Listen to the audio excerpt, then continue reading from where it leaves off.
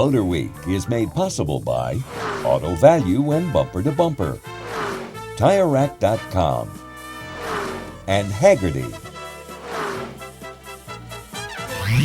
It's a familiar breeding program for success. Have the folks at Carroll Shelby crossbreed one lightweight British sports car with a powerful Ford V8 engine and then incubate it in the heat of international sports car competition.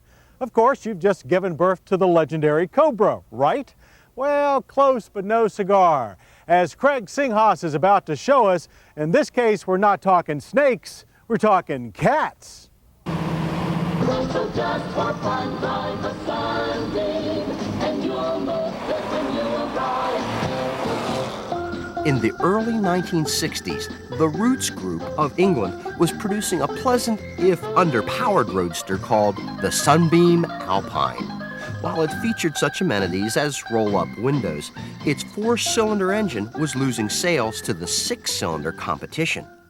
But a far-sighted Englishman living in California named Ian Garrett approached Carroll Shelby to see if a V8 Ford engine, as used in the Cobra, could be shoehorned into the Alpine. With much modification, it could. And thus the Sunbeam Alpine grew claws to become the Sunbeam Tiger. Today, nearly 3.5 decades later, Sunbeam enthusiasts gathered in scenic southern Maryland to celebrate with Tigers Alpine East, a mark club dedicated to preserving Alpines and Tigers. Enthusiasts gather from all over the East Coast, as well as even further away. You drove this car all the way to the East Coast from California. Yeah, right from the LA area, straight here, straight back, spun off in a ditch and pulled it out of the ditch and kept going.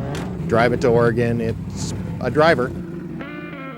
Which is fitting, since Tigers made their 1964 debut at that classic long-distance endurance race, the 24 Hours of Le Mans. While they failed to complete the race, the special fastback Tigers were clocked at over 164 miles per hour in the Mulsanne Strait.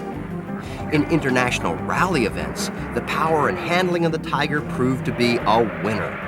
Tigers captured several class and overall wins, competing in such ultra-long-distance events such as the Geneva Rally and the famed Monte Carlo Rally. Even though the car is 30-some-odd years old, it's still very competitive in GT2 with the SCCA road racing. The car is just a very fun car to drive. It's got brute power like you wouldn't believe for the size of the car. It handles well and you enjoy running it. Our car is a 1966 Sunbeam Tiger. It's called the Mark 1A. It's sort of the mid-production of the units that ran for about 3 years between 1964 and 67. This car was restored about 9 years ago with the basic work done then, and it's been kept in good mechanical condition by me since. Top hadn't been up in about 3 years. Any day that's over 40 degrees, we take it out of the garage and go for a nice ride. Driving a car is a lot of fun. I've had a lot of old cars, but I think for the size and the power, this thing gives you a lot of satisfaction. It burns regular gasoline. It'll probably get 25 miles to the gallon, and it'll still give a Corvette a nice run for the money. As attractive as the Tiger is, it isn't just another pretty face.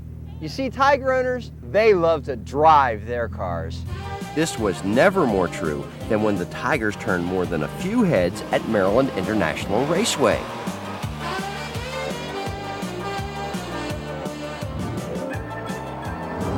How fast did you run out there? Yeah, we went at 1095 on 122. That surprised a lot of people. Some of the hot rodder types come over and go, what the heck did you do that for? But the younger guys coming over and looking at the car and going, wow, that's neat. And they're especially impressed when you tell them it's a factory installation. With Cobra still selling for around the price of a nice house, Tigers are a relative bargain in the $15,000 to $20,000 range. Hemmings Motor News calls them a sleeper, undervalued and sure to appreciate. But among the club members of Tigers Alpine East, they are greatly appreciated already.